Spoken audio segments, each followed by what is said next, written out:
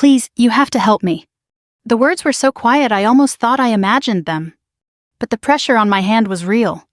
3 quick squeezes under the dinner table. Not playful, not accidental. Urgent. I looked down and saw Ethan's small fingers tightening around mine beneath the white tablecloth. His face stayed perfectly still as he stared at his plate of mashed potatoes like nothing unusual had happened. Across the table, his father, my fiancé, was pouring iced tea into my glass. Daniel Carter smiled the same warm smile that had made me fall in love with him. The same smile that had convinced me I had finally found a peaceful life after years in the Marine Corps. The same smile that in that moment suddenly felt different. Ethan leaned slightly closer, barely moving his lips.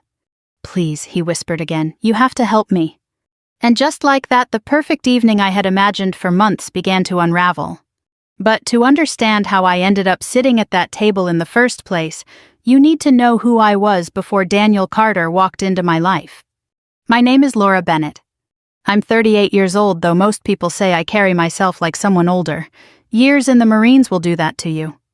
I served 2 tours overseas before returning home to Ohio. After I left the Corps, I went back to school and became a physical therapist. These days, I work at a small rehabilitation clinic outside Columbus, helping injured veterans rebuild their strength. It's quiet work, honest work. And after the chaos of my younger years, quiet was exactly what I wanted. For a long time, my life stayed simple: work, church on Sundays, the occasional dinner with friends from the clinic. I wasn't lonely exactly, but I had grown comfortable being alone. Then one rainy Tuesday afternoon last fall, Daniel Carter walked through the doors of the clinic. He wasn't there for himself. He had brought his son. Ethan Carter was 10 years old, thin and pale, with dark hair that always seemed to fall into his eyes. He had injured his shoulder playing Little League baseball, and the doctor had sent him to us for physical therapy. Daniel introduced himself with a polite handshake. "I'm Daniel," he said, "and this is Ethan." His voice had that calm, steady tone teachers often develop from years of managing classrooms. Which made sense. Daniel taught history at the local high school. Right away I noticed something else about him, something rare these days. He paid attention. When Ethan spoke, Daniel listened. When Ethan struggled with the exercises I gave him, Daniel encouraged him patiently instead of rushing him. A lot of parents drop their kids off and sit on their phones. Daniel never did. He stayed for every session. Over the next few weeks, I learned more about them.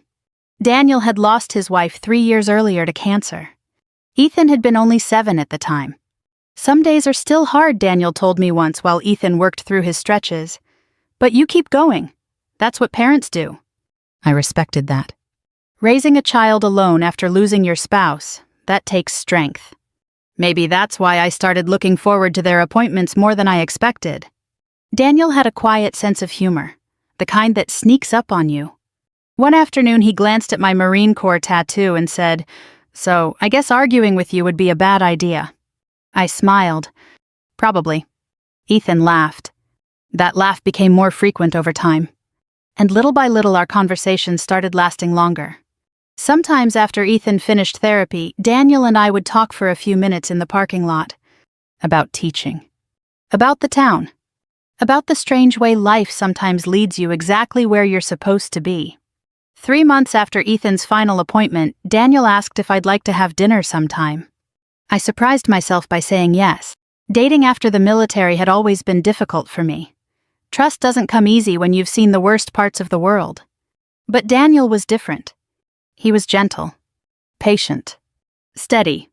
The kind of man who fixes broken fences for elderly neighbors and volunteers at school fundraisers. The kind of man who remembers to bring flowers to church on Mother's Day for the widows. Over the next year, our relationship grew slowly. There were dinners at the local diner on Main Street, walks through the park on warm summer evenings, Sunday afternoons watching Ethan's baseball games. And Ethan? Well, Ethan was a good kid. Quiet, maybe a little shy, but thoughtful. He once helped an elderly woman carry her groceries across a parking lot without anyone asking him to. Another time he showed up at my clinic with a hand-drawn thank you card. "Dad says you helped my shoulder get strong again," he told me. Daniel stood behind him smiling with quiet pride. Moments like that made me believe something I hadn't believed in years. Maybe life still had room for a second chance. So when Daniel proposed last spring, I said yes. We didn't make a big production out of it. Just a quiet evening on his front porch as the sun set behind the trees. I know life hasn't always been easy, he told me, but I think we could build something good together. I believed him. I truly did. The only thing we hadn't done yet was have dinner together at his house. Between work schedules, school events, and Ethan's activities, it just never happened. Until tonight. Daniel insisted on cooking. Nothing fancy, he promised, just something simple. When I arrived, the house smelled like roasted chicken and fresh bread. It felt warm, comfortable, like the beginning of the family life I had quietly hoped for. We sat down together at the dining room table. Daniel talked about school. I asked Ethan about baseball. Everything felt normal. Perfect, even. Until the moment Ethan grabbed my hand under the table. 3 quick squeezes. And whispered the words that changed everything. Please, you have to help me. I slowly lifted my eyes toward Daniel across the table. For the first time since I had met him, I wasn't sure who I was looking at. I did not react right away. Years in the Marines had trained me to do one thing before anything else observe. So I kept my face calm. I picked up my fork, took another bite of chicken, and forced myself to look as natural as I could while my pulse thudded in my neck. Daniel was saying something about budget cuts at the high school. I heard the words, but I was no longer listening to the meaning. I was listening to tone, watching posture, studying the room. Ethan had gone back to staring at his plate. His shoulders were tight. Too tight for a 10-year-old at an ordinary family dinner. I set my napkin in my lap and smiled across the table. You made this yourself. Daniel nodded. Roasted chicken was the one thing Claire always said I could manage without burning the house down. Claire, his late wife. He said her name with a softness that always seemed to move people, me included. I had once thought that softness proved he was a good man, a man who stayed loyal even after loss. Now hearing it after Ethan's whispered plea, I noticed something else. Every time Daniel mentioned Claire, Ethan got quieter. I turned to him gently. This is really good, Ethan. Your dad's right. He can cook. Ethan gave a small nod but did not smile. Daniel answered for him. He's had a long day.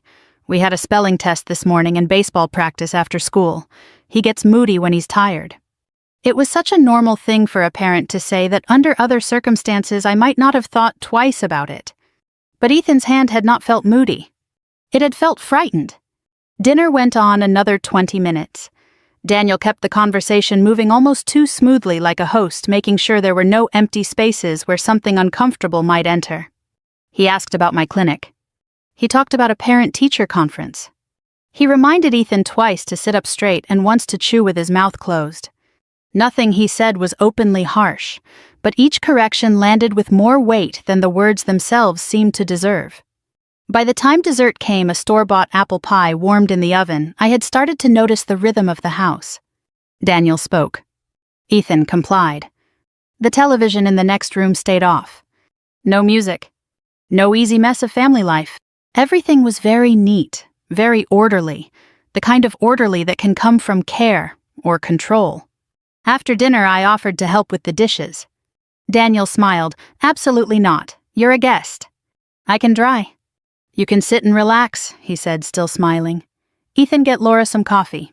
It was such a small thing, but the moment Daniel said it, Ethan was already halfway out of his chair. Too quick. Like he had learned not to hesitate. I followed him into the kitchen a minute later under the excuse of needing more napkins. He was standing at the counter trying to carry 3 things at once: coffee cups, sugar bowl spoons. Hey, I said quietly, let me help. His eyes lifted to mine for half a second. Thanks. His voice was so low I almost missed it. I took the sugar bowl from his hands. You okay? He looked toward the dining room doorway before answering. That was when my concern sharpened into something harder. Children who feel safe do not check the doorway before speaking. He swallowed. I'm fine. It was the automatic kind of answer children give when they are not fine at all. Before I could say more, Daniel appeared in the doorway. There you two are, he said lightly. I was starting to think I'd have to do the dishes myself. He was smiling again. But Ethan jumped. Not dramatically, just enough. Enough for me to see it. We brought the coffee into the living room where Daniel showed me old family photographs displayed on the mantel.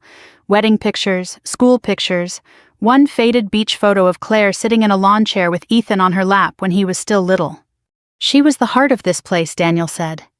I looked at the photo.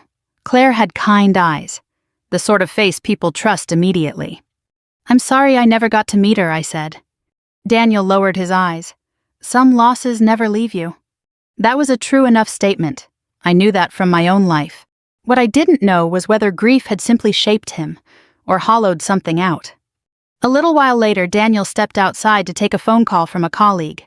I heard the back door slide open and shut. For the first time all evening, Ethan and I were alone. He was sitting in the armchair near the lamp knees, pulled close, looking much younger than 10. I moved to the sofa across from him and kept my tone easy.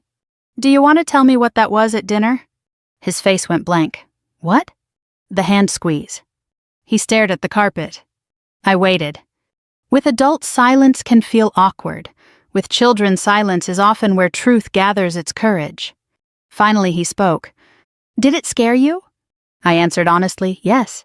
He nodded slowly like that made sense to him. Then he asked, were you in the Marines for real? That surprised me. Daniel had mentioned my service, but Ethan had never brought it up before. Yes, I said, for real. He picked at a loose thread on the arm of the chair. Did you ever have to know when something was wrong without anybody saying it? I felt the question all the way down to my bones. Yes, I said again.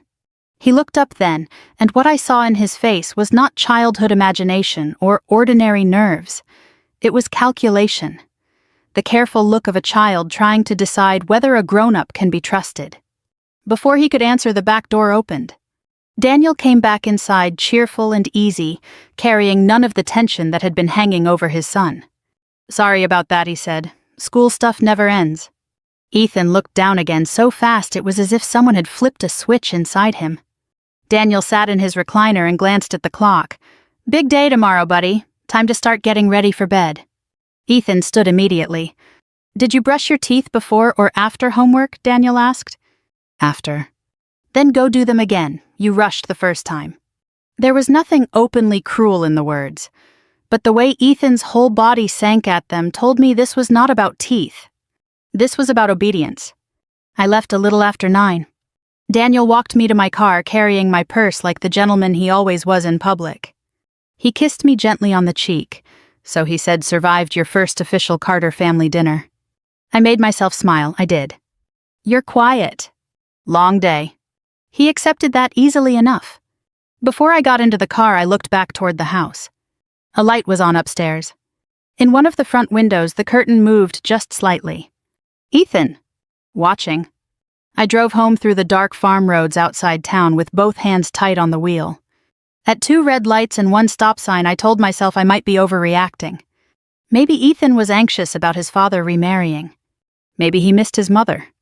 Maybe the hand squeeze had meant something else entirely. But deep down another voice was already answering me. No. Children do not whisper, please. You have to help me to the woman their father is about to marry unless something inside that house has taught them desperation. That night I barely slept. I kept seeing Ethan's face at the table, hearing the tiny catch in his breath when Daniel appeared in the kitchen doorway. And sometime after midnight, staring at the ceiling fan turning above my bed, I understood something that chilled me more than any battlefield memory ever had. I was no longer asking whether something was wrong in that house. I was asking how long it had been wrong and how much danger Ethan might be in if I ignored it. The next morning at work, I tried to focus on my patients. I had a retired Army sergeant recovering from a knee replacement at 9, a former truck mechanic with a rotator cuff injury at 10:30, and an older Navy veteran just before lunch, who liked to tell me the same story every week about how his wife first noticed him in church because he had polished his shoes better than any other man in town. Normally those routines grounded me. That day they didn't. I kept thinking about Ethan. Not just his words at dinner, but the way he had said them. A child who was being dramatic would have looked for a reaction. He would have watched my face, maybe tried to pull me into the drama of the moment. Ethan hadn't done that. He had whispered like someone passing a note through prison bars. By noon I had made one decision. I was not going to accuse Daniel of anything without facts, but I was not going to look away either. In the Marines, you learn that instinct matters. It is not magic. It is pattern recognition. Your mind sees what your heart hasn't fully named yet. And every instinct I had was telling me that what I saw at that dinner table was not ordinary family stress. That afternoon, Daniel texted me, "Hope your day's going better than mine." Ethan forgot his math folder again. I swear that boy would lose his head if it wasn't attached. A few months earlier, I might have smiled at that. A harmless parent complaint. Now I looked harder. There was no warmth in it. No patience. Just irritation. I wrote back carefully. "Long day here too. Tell him I said good luck on homework tonight." Daniel replied with a thumbs up. That was all. I thought about calling, thought about asking if I could stop by, but I forced myself to slow down. Rushing in rarely helps frightened children. It can make things worse if the adult in control senses a threat. So instead I waited for a natural opening. It came 2 days later. Daniel called from the school parking lot just after 4. "Any chance you're free?" he asked. "I've got a department meeting that got moved last minute and Ethan's practice was canceled because of the weather. I can take him with me, but he'll be stuck in a classroom for an hour listening to teachers argue about state testing." "I can pick him up," I said before he finished. There was a pause. Not long, just enough for me to notice. "You sure?" "Of course I'm sure." He laughed softly. "You're a lifesaver." Maybe I was, or maybe I was just a woman following the alarm bell in her chest. Either way, I drove to the school. Ethan climbed into my truck carrying his backpack and a sweatshirt. He buckled himself in without a word. "Hey," I said gently as I pulled away from the curb. "Your dad said practice got canceled." He nodded. "Want to get a burger or an ice cream while we wait?" That got the faintest shrug. "Okay." We went to a little diner off Route 36, the kind of place with cracked vinyl booths, and a waitress who calls everybody honey, whether they're 8 or 80. I ordered grilled cheese and tomato soup for Ethan, coffee for myself. He sat across from me, turning his spoon over and over between his fingers. I didn't push. I asked about school. He answered in short sentences. I asked about baseball. He said he still liked center field better than first. I asked if he was reading anything good. That made him talk a little longer about a library book on shipwrecks in the Great Lakes. Slowly, almost without either of us planning it, his shoulders loosened. When the food came, he actually ate. By the time the waitress topped off my coffee, I saw a glimpse of the child I had been expecting to know all along, not just the quiet boy at Daniel's side, but a curious, thoughtful kid with a dry little sense of humor. "You really were a Marine?" he asked again. I really was. "Did you ever get scared?" I smiled at that, all the time. He looked surprised. "Really?" "Being brave doesn't mean not being scared," I said. "It means doing the right thing while you are." He went quiet. Then he asked, "What if doing the right thing makes everything worse first?" That was not a child's question. At least not a child's ordinary question. I set down my mug. Sometimes it does. He looked out the window at the gray March rain sliding down the glass. "Did you still do it?" "Yes." He nodded, but he didn't look relieved. He looked like someone testing the weight of a door before deciding whether to open it. When we got back to the truck, he fumbled with his backpack zipper. A worksheet slipped out and fell onto the wet pavement. I bent to pick it up before the rain soaked it. That was when I saw it. A dark yellow-green bruise on the inside of his forearm, partly covered by his sweatshirt sleeve. I had spent years working with injured bodies. I knew the difference between a playground bruise and the kind that comes from fingers clamping hard around flesh. I held the paper in one hand and looked at him. "How'd you get that?" He yanked down his sleeve. "Baseball." "Ethan." His chin tightened. I softened my voice. "You don't have to protect anybody with me." For 1 second I thought he might tell me right there. Instead, he turned his face away and climbed into the truck. The rest of the drive passed in silence. At the school, Daniel was waiting by the side entrance in his brown jacket, waving as though nothing in the world was wrong. He thanked me, asked if Ethan had behaved himself, and squeezed my shoulder on the way back to his car. The bruise stayed in my mind all evening. So did Ethan's question. What if doing the right thing makes everything worse first? That night I called an old friend of mine named Marcy, a woman I had served with years ago. She worked now as a social worker in Dayton. I didn't give names, I didn't make accusations. I described behaviors. A frightened child, sudden silence, quick obedience, a grip mark bruise, a dead mother, a father who seemed charming to everyone else. Marcy listened without interrupting. When I finished, she said, "Trust your instincts, but go carefully. If the child is signaling for help, he's already been living with this longer than you know." "What do I do?" "You build trust with him. You keep your eyes open, and if he tells you something direct, you act." The next Sunday, Daniel invited me over again. This time it was lunch after church. He grilled burgers even though the air was still cold enough to sting your face. The house looked just as neat as before, the same polished kitchen counters, the same shoes lined up by the mudroom door. But now that I knew where to look, the details hit differently.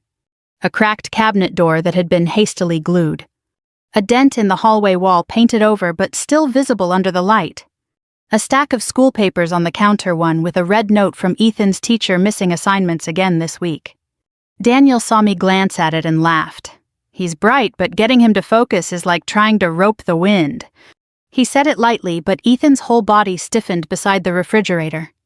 Later, when Daniel stepped out to check on the grill, I followed Ethan into the den where he was putting away a board game.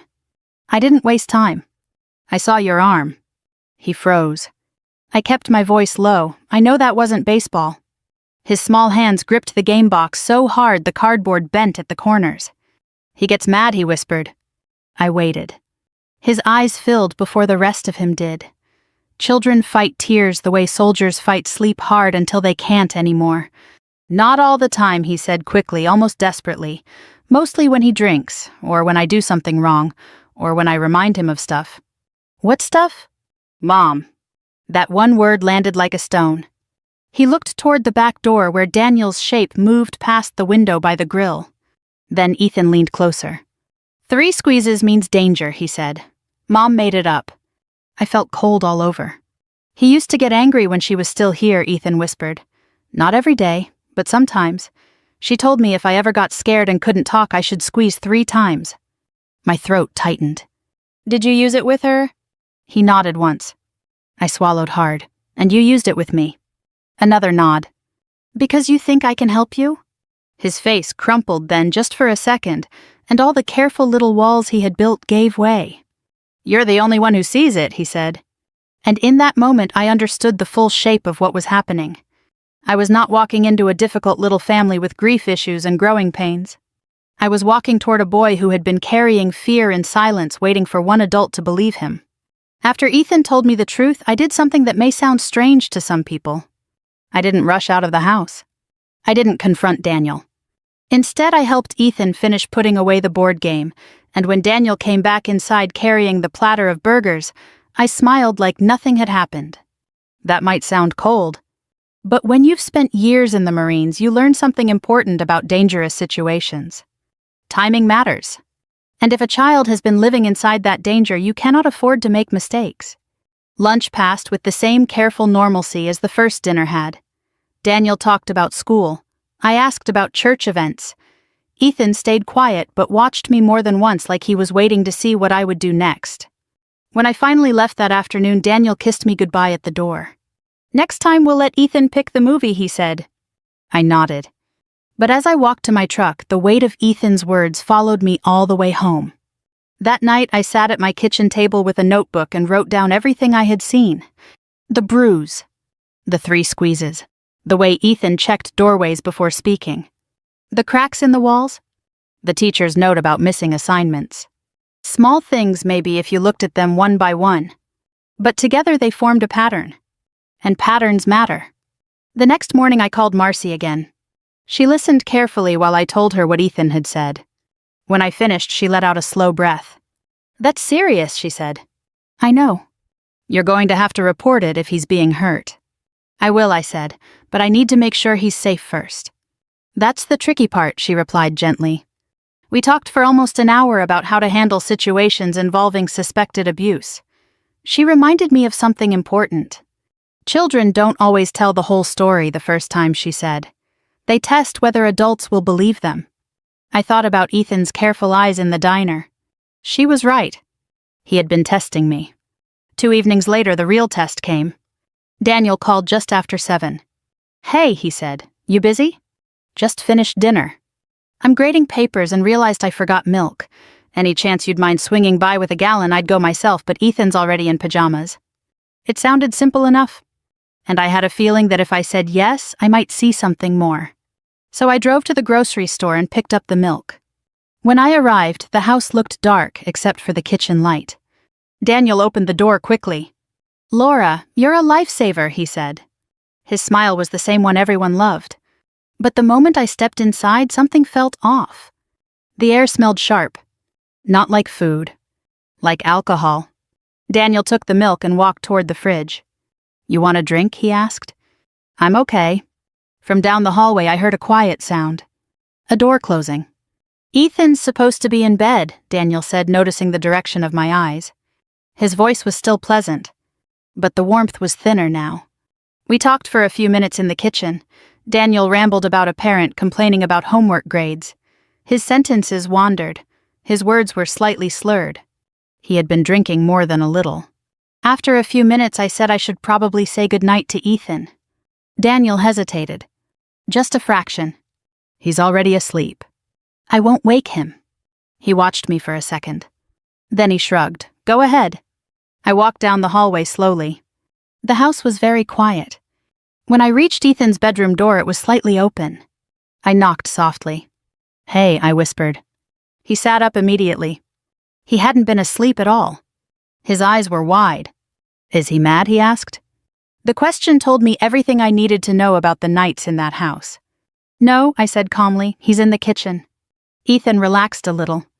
But when he shifted under the blanket, I saw something else. A red mark along his upper arm. Not old like the bruise I'd seen before. Fresh. My stomach tightened. "What happened there?" He pulled the blanket higher. I knocked over his glass. "Did he grab you?" He nodded once. Before I could say anything else, Daniel's voice came down the hallway. "Everything okay in there?" Ethan's entire body stiffened. "Yes," I answered loudly. Daniel appeared a second later, leaning against the doorframe. "Sorry if he woke up," he said lightly. Ethan stared at the floor. Daniel stepped into the room and put his hand on Ethan's shoulder. It looked gentle. But I saw Ethan flinch. "You know the rule," Daniel said quietly. "Lights out after 9. "Yes, sir," Ethan whispered. "Sir." A 10-year-old calling his father sir at bedtime. Daniel turned to me with that same friendly smile. "Kids, right?" I forced a small laugh. But inside something had shifted. Not suspicion anymore. Certainty. I stayed another few minutes and then said goodnight. As I walked toward the door, Daniel poured himself another drink. "Long week," he said. I nodded and stepped outside into the cold night air. My hands were shaking when I reached the truck. I sat there for a long time before starting the engine. Because now the situation was clear. Daniel Carter was not the perfect man everyone believed him to be. But the real problem wasn't just that he had a temper. It was that Ethan was trapped inside that house with it. And if I walked away, no one else would know. The next morning I made 2 phone calls. The first was to Marcy. The second was to the County Office for Child Protective Services. But I didn't file the report yet. Instead, I asked questions. What happens after a report? How quickly do they investigate? What happens to the child during that time? The answers were complicated, and none of them guaranteed Ethan would be safe immediately. That afternoon, Daniel texted me. "Dinner Friday, Ethan wants tacos." I stared at the message. 3 squeezes. "Please, you have to help me." I typed back 1 word. "Sure." But this time I wasn't coming as a guest. I was coming prepared. Because if Daniel lost control again, I was going to make sure the world finally saw the man behind the smile. By Friday evening, I had already made up my mind about one thing. Whatever happened inside that house, I was not going to let Ethan face it alone again. But I also knew something else. If I handled this the wrong way, if I rushed in angry or accused Daniel without proof, it could make things worse for Ethan before anyone had a chance to help him. So I prepared carefully. The same way I had learned to prepare before difficult missions overseas. That morning before work, I stopped at a small electronics store on my way to the clinic. I bought something simple. A small audio recorder that clipped easily inside a jacket pocket. Nothing fancy. Just something that could quietly capture the truth. Because sometimes the most powerful revenge isn't shouting. Sometimes it's letting the truth speak for itself. When I arrived at Daniel's house that evening, the sun was setting behind the trees, turning the sky over the fields a soft orange. The house looked peaceful, just like it always did. Daniel opened the door with his usual warm smile. "Right on time," he said. He stepped aside so I could enter, then leaned down to kiss my cheek. His breath smelled faintly of beer. "Not strong, but enough." "Ethan's been asking when you'd get here," he added. I hung my coat on the rack and walked into the kitchen. Ethan was already at the table arranging taco shells on plates. When he saw me, relief flashed across his face before he quickly hid it. "Hi," he said quietly. "Hi, kiddo." Daniel moved around the kitchen, heating the meat on the stove. "Laura insisted we do taco night," he told Ethan. "So if it turns out terrible, we know who to blame." It was meant as a joke. Ethan gave a quick nod but didn't laugh. Dinner started calmly enough. We talked about Ethan's math test. Daniel complained about school board meetings. I listened carefully, the recorder in my pocket quietly running. The house felt the same as before. Too quiet. Too careful. Then Ethan reached for the salsa. His elbow bumped Daniel's glass. The glass tipped. Beer spilled across the table. The room went still. Daniel's face changed. It wasn't a dramatic shift, but it was unmistakable. The smile disappeared. His jaw tightened. Ethan froze like a deer hearing a rifle click. "I'm sorry," Ethan whispered quickly. Daniel didn't answer right away. He grabbed a towel and wiped the table hard. "You need to pay attention," he said. I said, "I'm sorry." Daniel's hand moved suddenly. He grabbed Ethan's arm. Hard. "Sorry doesn't fix everything," he said sharply. Ethan winced. That was when I spoke. "Daniel." My voice was calm. Controlled. The same tone I had used many times in situations where someone needed to stop before things went too far. Daniel turned toward me. For a moment the room held its breath. Then he forced a laugh. "You see what I deal with," he said, "kids." But he didn't let go right away. I stood slowly. "Daniel," I said again, steady and clear, "you're hurting him." Something flashed in his eyes. Anger. Embarrassment. Maybe even fear. But he released Ethan's arm. The boy pulled back quickly and stared at the table. Daniel rubbed his forehead like he was suddenly tired. "I just get frustrated sometimes," he muttered. No one spoke for several seconds. Then Ethan whispered, "I'll clean it." He grabbed the towel and wiped the last of the beer. His hands were shaking. Dinner ended soon after that.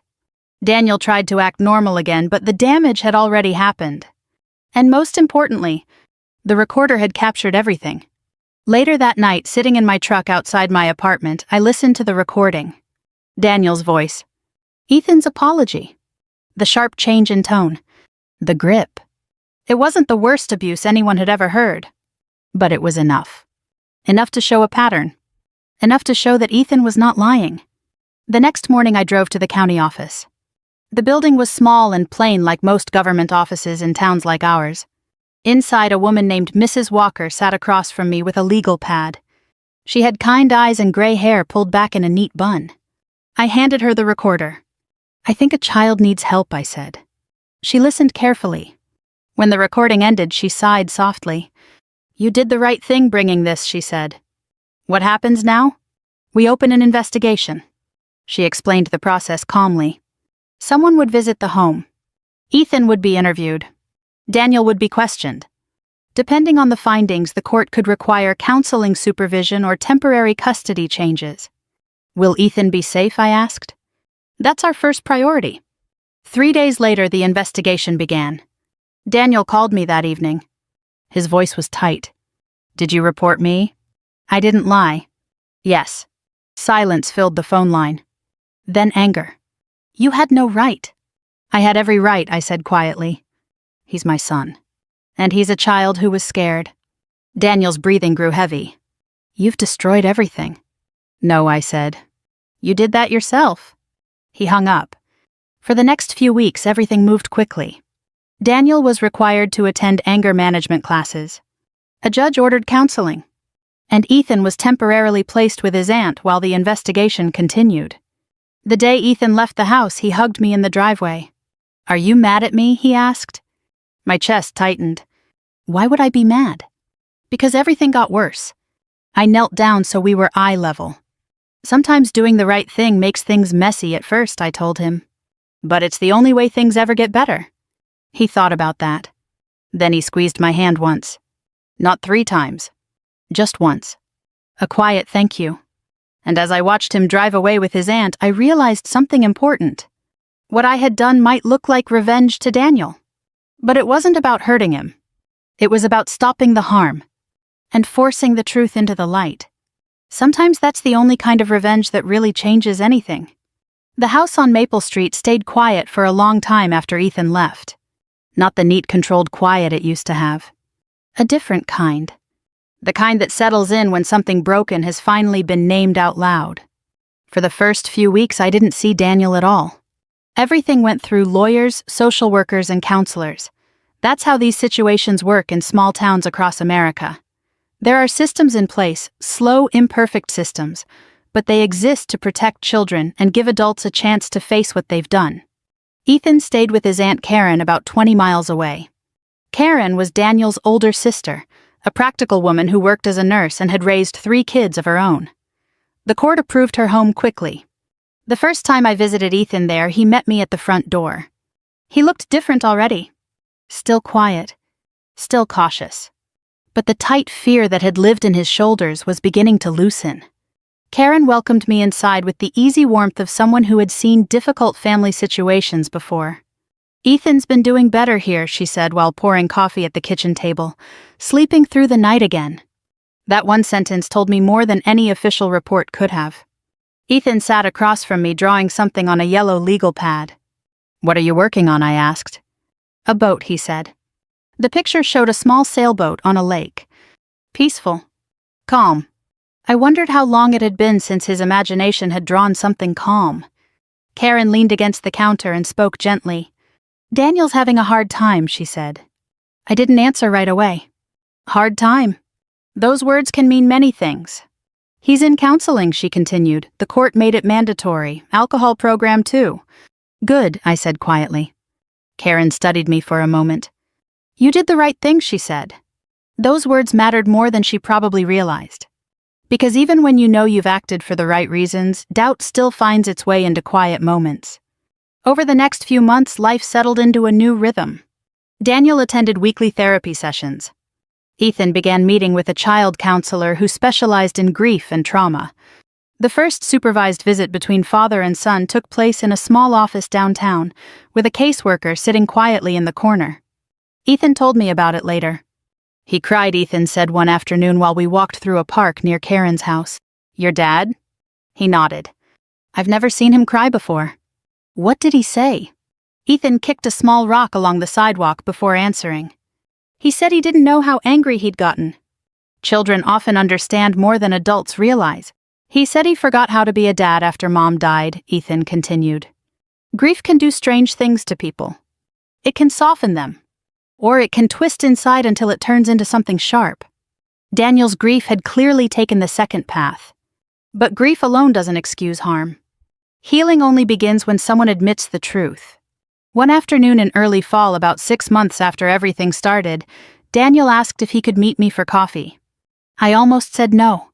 Part of me wanted to close that chapter forever. But another part, the part that still believed people could change if they were willing to face themselves, honestly said I should listen. So we met at the same diner where Ethan and I had shared grilled cheese months earlier. Daniel looked older. Not dramatically. But the kind of older that comes from difficult reflection rather than time. He sat down slowly across from me. "Thank you for coming," he said. His voice had none of the easy confidence it once carried. I wasn't sure I admitted. "I understand." We sat in silence for a moment. Finally he spoke. "I hated you for a while." His honesty caught me off guard. "But the counselor made me go through everything step by step," he continued. "Every time I grabbed him, every time I scared him." He swallowed hard. "And when you hear it all together like that, you realize what you became." I didn't rush to comfort him. Accountability sometimes needs space to settle. I kept telling myself I was just stressed, he said quietly, or that he was being difficult. But the truth is I was angry at the world after Claire died. His hands trembled slightly around his coffee cup. And Ethan was the only person close enough to take it out on. Those words hung in the air between us. Finally, he looked up. "You stopped it." I shook my head slowly. "No," I said. "Ethan did." Daniel frowned. "The signal under the table," I explained. He reached out for help. Daniel closed his eyes for a moment. When he opened them again, they were wet. "I want to earn the chance to be his father again," he said. "That will take time." "I know." The waitress refilled our coffee cups quietly and walked away. Daniel looked down at the table. "I'm sober now," he said. 5 months. "That's good." "I go to meetings every week." "That's good too." He hesitated before speaking again. "I don't expect forgiveness," he said. "Not from you, not from Ethan. Forgiveness isn't something anyone can demand. But accountability, that can open the door to it." Later that evening, I visited Karen's house again. Ethan showed me his newest drawing. Another boat. This one had 2 figures standing on the deck. "Who's that?" I asked. He pointed. "That's me. And the other one," he shrugged. "Maybe Dad later, if he gets better." Children have a remarkable ability to leave space for hope. I smiled gently. "That sounds fair." Ethan looked up at me then. "Do you think people can really change?" I thought about the Marines I had served with, the veterans I helped every day at the clinic, the broken families I had seen find their way back together over time. "Yes," I said. "But only if they tell the truth about who they were first." Ethan nodded thoughtfully. The sun was setting outside Karen's kitchen window. And for the first time since that dinner on Maple Street, the future didn't feel like something to fear. It felt like something slowly being rebuilt. A full year passed after the night Ethan squeezed my hand under that dinner table. A year can change a lot in a family. It can break things beyond repair. Or it can give people just enough time to begin rebuilding what they almost lost. For us, it was the second kind. Not perfectly. Not quickly. But steadily.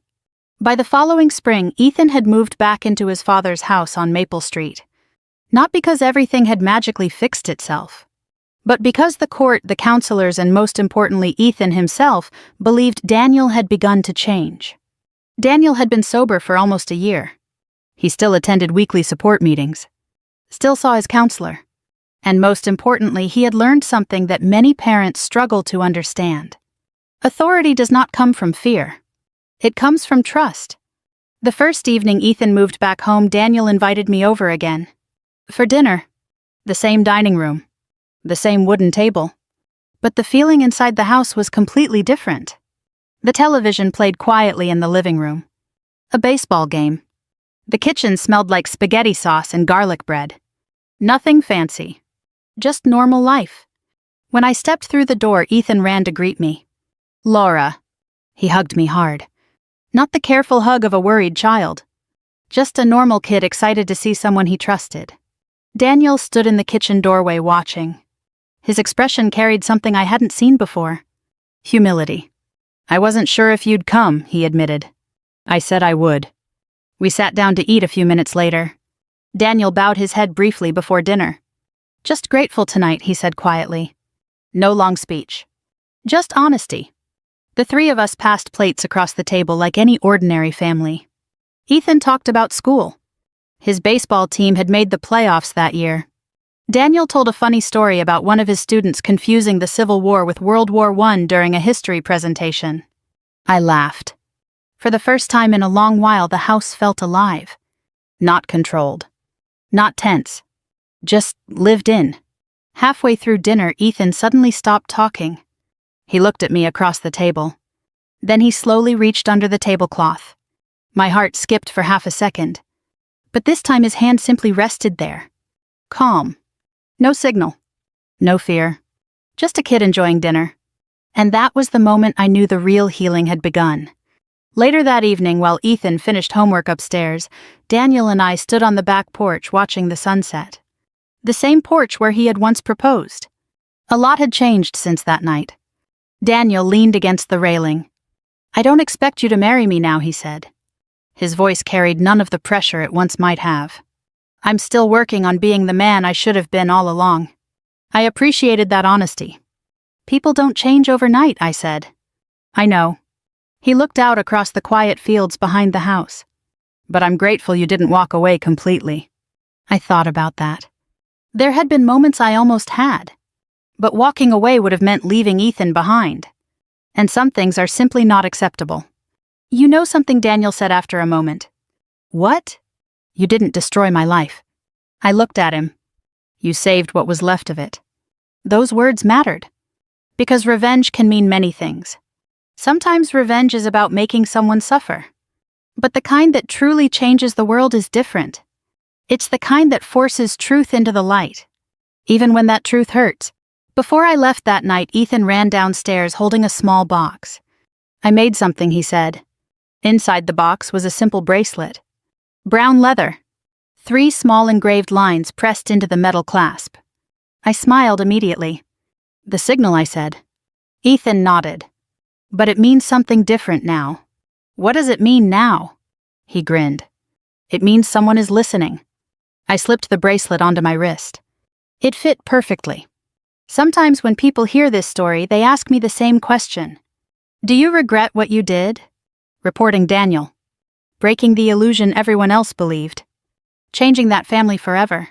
And my answer is always the same. No. Because silence protects the wrong people. Truth protects the vulnerable. And sometimes the bravest thing any of us can do is simply believe a child when they whisper for help. If you're listening to this story today, maybe there's a lesson in it for all of us. Families aren't perfect. Grief, stress, and anger can push people in dangerous directions if they aren't careful. But healing is possible. Accountability matters. And one brave moment, one small signal under a dinner table can change the course of an entire life. So if this story moved, you take a moment to think about the people around you. Listen carefully. Sometimes the quietest voices are the ones that need us the most. And if you believe stories like this matter, stories about courage, truth, and second chances, please consider sharing it with someone who might need to hear it too. Because every now and then the right story reaches the right person at exactly the right moment. And that can change more lives than we ever realize. Thank you for listening.